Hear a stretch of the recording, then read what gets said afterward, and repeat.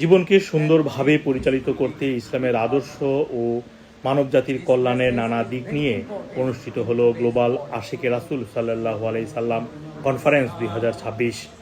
প্রধান অতিথির বক্তব্য রাখেন প্রফেসর ডক্টর কুদরতে খোদা। তিনি বলেন, বর্তমান বিশ্বে বিভেদ, সহিংসতা ও নৈতিক অবক্ষয়ের প্রেক্ষাপটে ইসলামের প্রকৃত আদর্শ অনুসরণই মানবজাতির জন্য কল্যাণ ও শান্তির পথ উন্মুক্ত করতে পারে।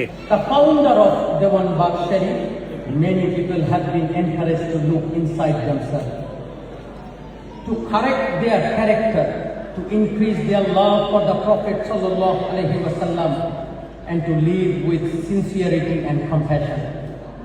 The message is simple but powerful. মহানবী সাল্লাল্লাহু আলাইহি সাল্লামের আদর্শ, গুণাবলী, প্রেম ও ইসলামের শিক্ষা বিশ্বব্যাপী ছড়িয়ে দিতে রবিবার পূর্ব লন্ডনের মেফেয়ার ভেন্যুতে সফলভাবে অনুষ্ঠিত হয়েছে এই কনফারেন্স। বিভিন্ন গুরুত্বপূর্ণ বিষয় নিয়ে দেশ বিদেশের বক্তারা বক্তব্য প্রদান করেন।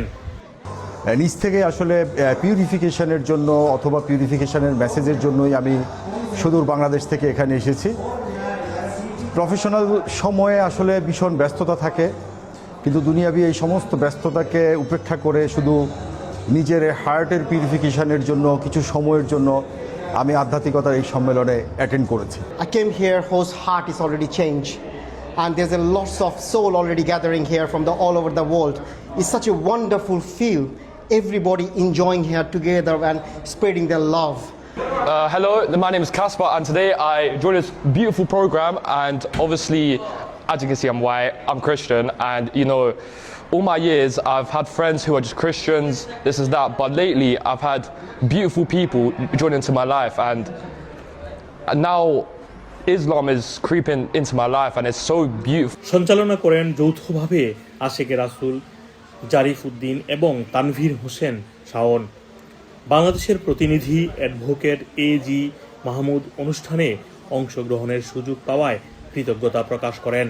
It is a great blessing to see people from different part of the world, different nations comes together with one sole purpose, which is strengthening our bond with Allah subhanahu wa ta'ala, strengthening our connections with our beloved Prophet Muhammad sallallahu alaihi wasallam. I'm very happy today, thankful. This conference is very specially for me and all Ashkar Rasul from Malaysia. I feel very deep love for Prophet Muhammad sallallahu alaihi wasallam. And I've learned a lot. Actually, I've learned self-purification. I've learned awakening in the heart, stuff like that. There's also a couple other points like the presence and prayer and love for the Prophet, obviously. That is very nice, and I actually love this event super a lot, and I learned a lot. আমাদেরকে শিক্ষা দেওয়া হচ্ছে যে লাইফে আমরা সবাই lost, কিন্তু আসলে আমাদের পাথটাকে খুঁজে পাওয়া অনেক বেশি ইম্পর্টেন্ট, আর ওই কারণে আমাদের একটা রিলিজিয়াস টিচার বা একটা গাইড দরকার। সো এই প্রোগ্রামে আসলে আমরা শিখতে পেরেছি অনেক কিছু, যে একটা মানুষকে কীভাবে ঠিক মতন লাইফটা তার লিভ করতে হয়। আমাদের চারপাশে যতই শান্তি থাকুক, বাট আমাদের ইনার পিস যদি না থাকে, আমাদের কোনো কিছুই, আমাদের আশেপাশে যতই সূরা, যতই ইসলামিক, যতই কনফারেন্স হোক, আমরা শান্তি পাবো না। সো ইনার পিস নিয়ে সে স্পিরিচুয়াল সোল নিয়ে কাজ করার কথা বলছে, which is very helpful for us like as a Muslim. অনুষ্ঠানে the rise and spread of Islam শীর্ষক একটি তথ্যচিত্র প্রদর্শন করা হয়। মোহাম্মদ আব্দুল হান্নান, 2A নিউজ, যুক্তরাজ্য।